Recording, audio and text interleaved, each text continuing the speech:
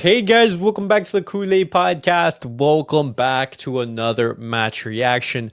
Barcelona 2, Real Valladolid 1. Barcelona get the 3 points going away from home against the second worst team in La Liga history. A team that has been struggling throughout the entirety of the season. A team that has, let me just check right here just to make sure I'm not telling anything lies. Wow, they have 16 points in 34 matches. 16 points. That's insane. There's more of a 60-point gap separating both of the two teams, Barcelona and Real Valladolid. But tonight, guys, Barcelona did not have it easy whatsoever. Barcelona, they were actually made to work in that first half. Real Valladolid, they started the half really well. They got an early goal due to a horrendous Ter Stegen mistake, which we are going to talk about on the channel, guys. But generally, we'll be talking about everything. But guys, before I do that, make sure to follow me on all of my social media platforms. And as well, if you guys do want to join, I post a link on Streamer, on X, and on the post section on YouTube. So if you guys do want to join, feel free. But looking at tonight's matchup, guys, Hansi Flick, he set up the match with a very heavily rotated lineup, and I'm in complete agreement with this. Because Barcelona, they've been playing so many matches, they've been playing so much football, our players needed some rest, and I 100% agreed with Hansi Flick making some certain changes. So he had Ter Stegen in goal, he had Gerard Martin in defense alongside Christensen, first start in what is basically a year. Rajo alongside Hector Fort. In the midfield, you had Pedri and Gavi. And up top, it was Ansu Fati, Fermín Lopez, Dani R gained his debut, and Pau Víctor. Now, this lineup right here, I thought was very well balanced. You had some experience in the back line, Christian Araujo. Up top, you had some youth, you had some exciting players to keep an eye on. But Barcelona, they start immediately with a goal being conceded from the team. You had Ter Stegen with this huge mistake right here, guys. And honestly, I think this was a big indication of the match. You guys know my thoughts on Ter Stegen. I think that he's just a liability in the team and everything. But it was just so frustrating. It was so frustrating because this game was supposed to be so much easier than it was supposed to be. But NJ, welcome. You weren't there for the halftime, and so I wasn't able to get your thoughts on the first half as a whole. But what did you make of the game overall? Angie, you there? Wait, can you hear me? Yeah. Okay, overall, the game, Yeah, the game. I don't know, man. I can't even feel it because again, the whole game it was so slow for some reason, and and we didn't really create a lot of chances. Most of the time, bro. We only made it when like what in the second half most of the time though. Um, the most creative Barcelona was in the second half. In the Yeah, first half, the it was chances, annoying. It was the so chan annoying. it's because like that goal from Ter Stegen, this mistake from Ter Stegen right here, Yeah, I it know. dictates so much of like the of how the game was going to develop and Yeah, everything. It dictates the match because Real Sociedad scoring within the first 6 minutes of the match, that just gave the incentive to Real Valladolid to just defend, have 10 men behind the ball, and just tell Barcelona, hey, break me down. And that's exactly what Barcelona tried to do. And in that first half, they weren't able to. We were able to create some chances, but Valladolid, they were able yeah. to put their men behind the ball, make the blocks, when Barcelona, they did have the opportunity. You had this chance from Fermín Lopez right here.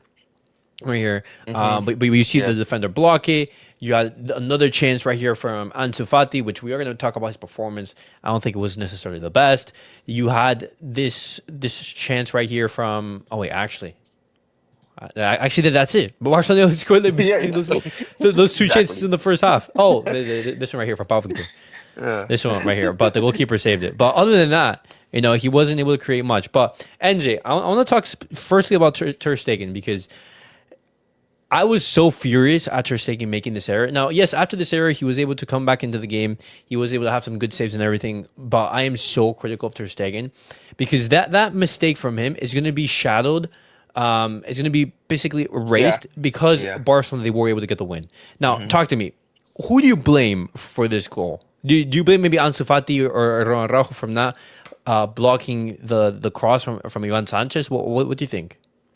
To be honest, like I don't really blame Arao or Fati to block it because again they're doing their part right to defend the ball. But it's just like sometimes when you block the ball, you don't know where the ball will land. But that was poor marking from Ter Stegen because he should have read it in advance more to where to position himself. Which again poor positioning and poor reading from Ter Stegen. Come on, like you've been playing for the club for a very long time. You should know how to read the game, like where to position yourself. Like yeah, sure, like sure you might concede it, but come on, like when you look at the way he was scored, he was he went to the other side of it though.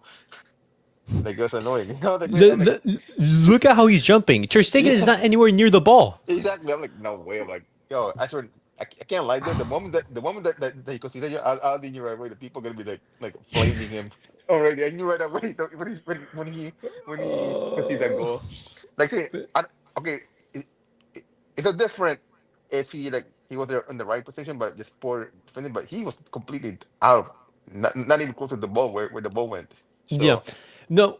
See, I would have understood this if Ivan Santos puts in a brilliant cross. yeah, A player gets a header to it. I'm thinking, okay, point blank header, you can't miss from there. Understandably, Ter yeah, Stegen, you did your best. No, yeah, it was a deflection. It wasn't even a good cross and everything. It just has some height to it. Ter Stegen mistimes the ball yeah. completely. Doesn't get anywhere near it, and just simply goes into the back of the net. And you're thinking, oh my god.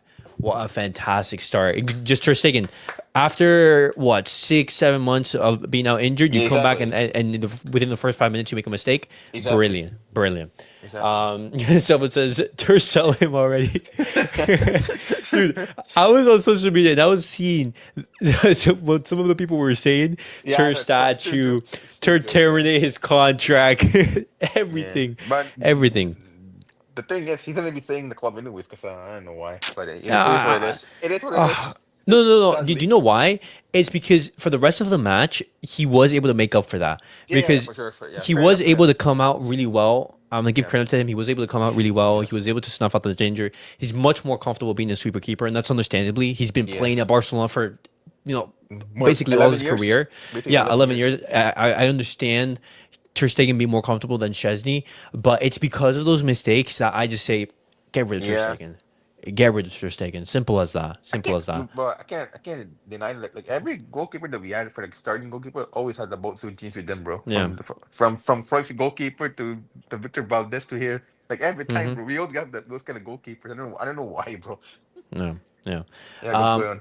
no, but moving on, I want to talk about Danny Rodriguez in a little bit. I want to talk about that because he had his debut. Yeah, It's just such a shame yeah, I that he know. wasn't able Yeah. to complete the match. He was showing glimpses in that first Hmm. half and everything, but due to a clash, shoulder injury, you can see right here his shoulder being bandaged and everything. Yeah. I don't know if it's a dislocated shoulder or It is. It is. It is. a, It's okay. a It's dislocated okay. shoulder. Yeah.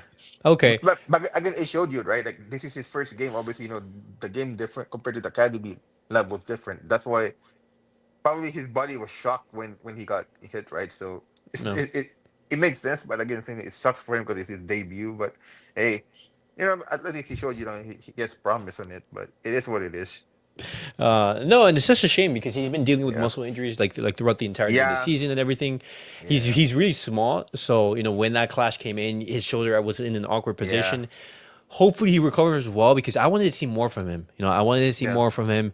He's been whenever he has been involved for Barça Athletic or in Yeah. those Yeah. Yeah. periods He's been. in Yeah. the He's a preseason. baller. He's a baller for sure. Exactly, exactly, and hopefully we see more of him. But it's such a shame that his But hey, debut culminated in hey, injury. yeah, but hey, listen, if we win the Liga, he gets a medal because he played. Yeah, yeah, it's Fair true. enough. It's true. Imagine the shamelessness. Yeah, game's a game, boy.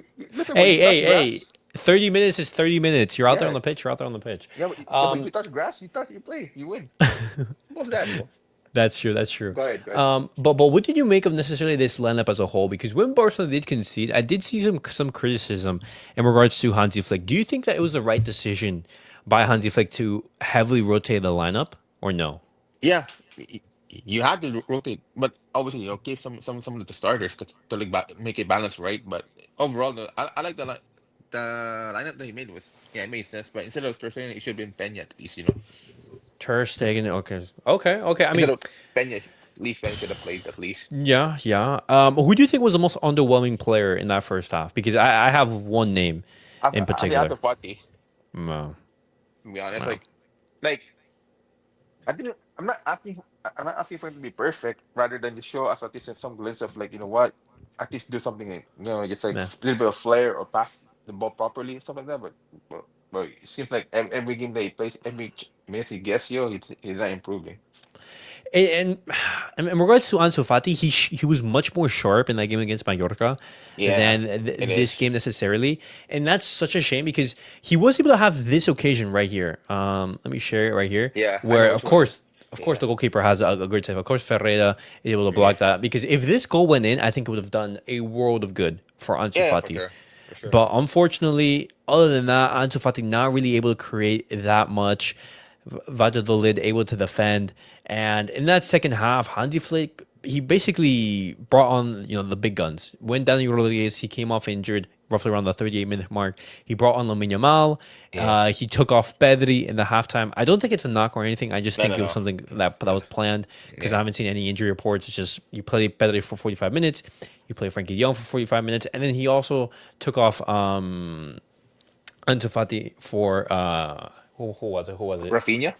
Yeah, Raphinha. Yeah. Raphinha as well. So Olmo, Lamine Yamal, and Raphinha coming on, and then I believe it was Danny Olmo who Hmm. came on as well for Pau Victor and Yeah. everything, and in the nine.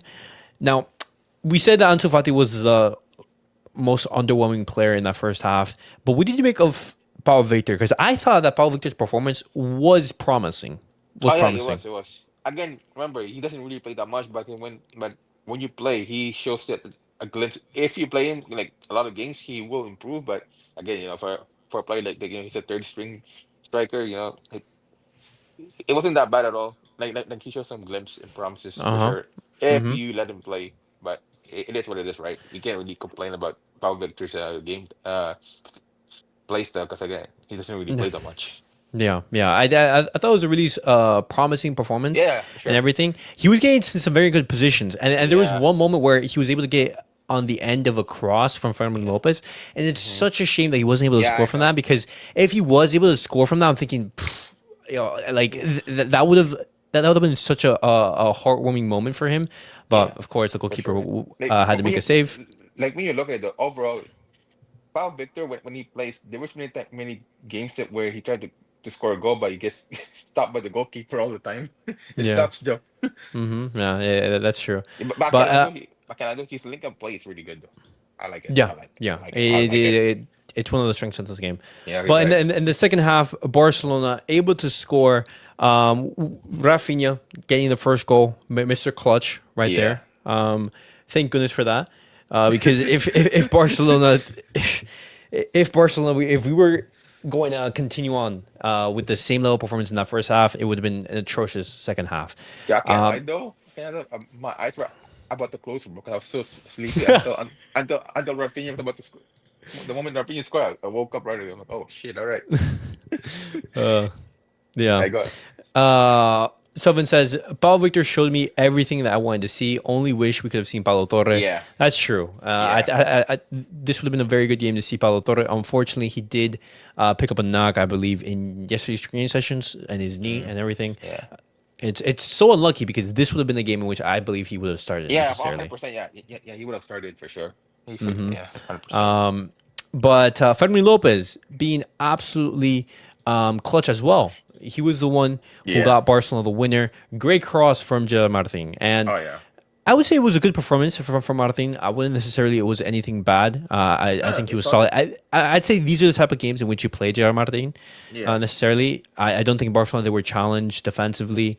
We Yeah. were our necessarily incentive was to create and Hmm.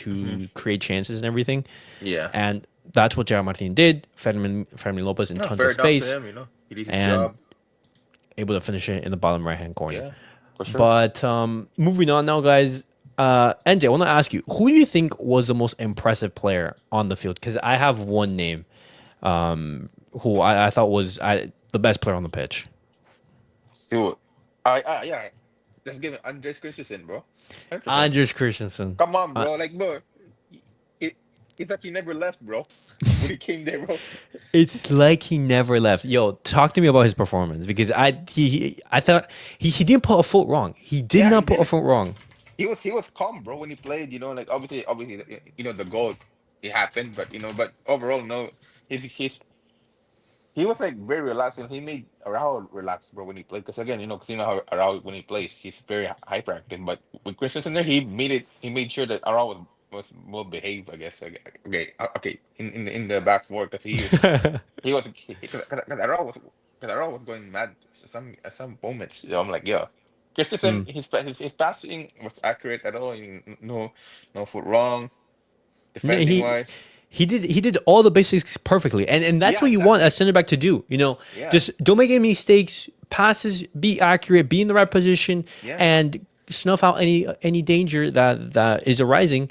And he did everything perfectly. And yeah, exactly. as you said, it seemed like he did not look out of place. After being Yeah, out for so long due to injury and he's everything. such And a if and no, and continue on. If Christensen is able to develop play more. and, Yeah, and play more in order to develop that game rhythm, genuinely, what reason is there to sell him unless a big offer exactly. Yeah, arrives?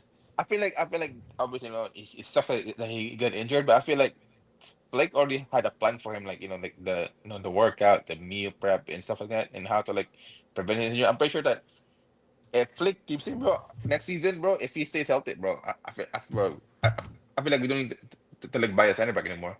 Hmm. If he's healthy, now again, it just shows you like how important Christensen is if he's healthy, bro. He's so good. He's so good, bro. And what do you make of Hector Four? What do you make of his performance? Because Selvin says he also looked solid, little Yeah. to no mistakes, and almost scored a golazo. What did you make of his performance? I'll say like out of 10, I'll say like a 6 or 7 at least, man. There were times where he should have done better for sure, but again, lack of game time as well, and that he has no link up with the players that much, right? So to be honest with him, he was all right, I guess. He overall, All right. yeah, I guess to be honest, Okay. Okay. My thoughts on this performance is that as Selvin said, he didn't make any mistakes. It yeah, wasn't necessarily an impressive performance. yeah, He did his job as yeah, he was as a solid backup. overall. Yeah, he was solid.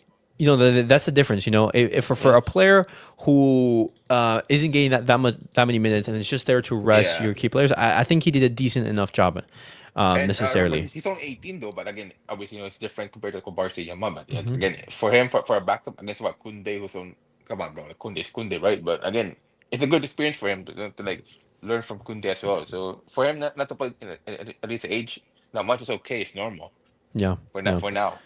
Uh-huh. But thank goodness that Barcelona they did win because when you look at Yeah, the La Liga table, guys, right here, Barcelona they were under pressure. If Barcelona yeah, I know. lost tonight and Real Madrid won tomorrow against Celta de Vigo, that point gap would have been reduced to one. And El Clasico is next weekend, so Barcelona could have lost the La Liga title race if we have lost Yeah, today exactly. and lost against Real Madrid. So this win is humongous. It's massive Yeah.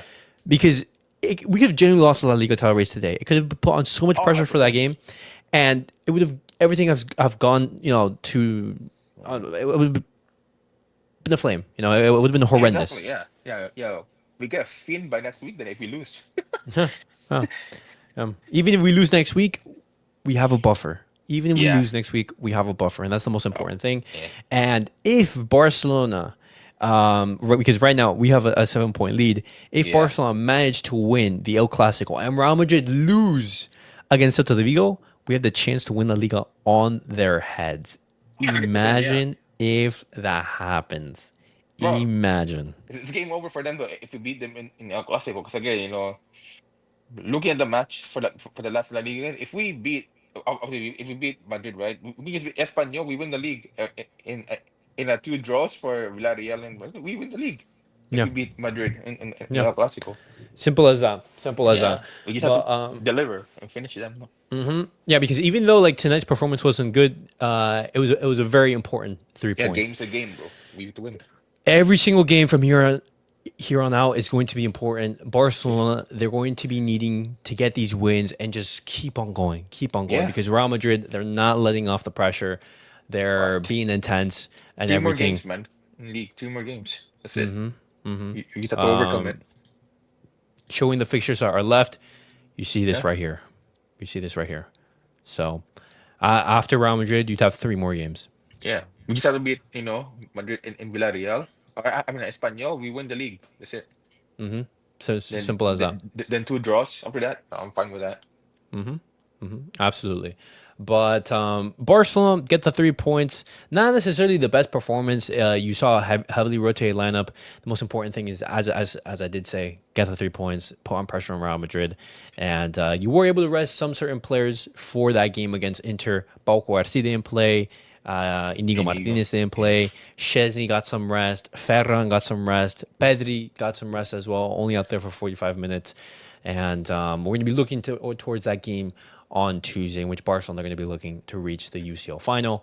But as always, guys, thank you guys for watching. That was it for the match reaction. Let me know your guys' thoughts down below in the comments. What do you guys make of Barcelona's performance? NJ, thank you for stopping by. Thanks, man. And as always, guys, make sure to like, subscribe, and comment. I'll see you guys all in the next video. Peace out, guys.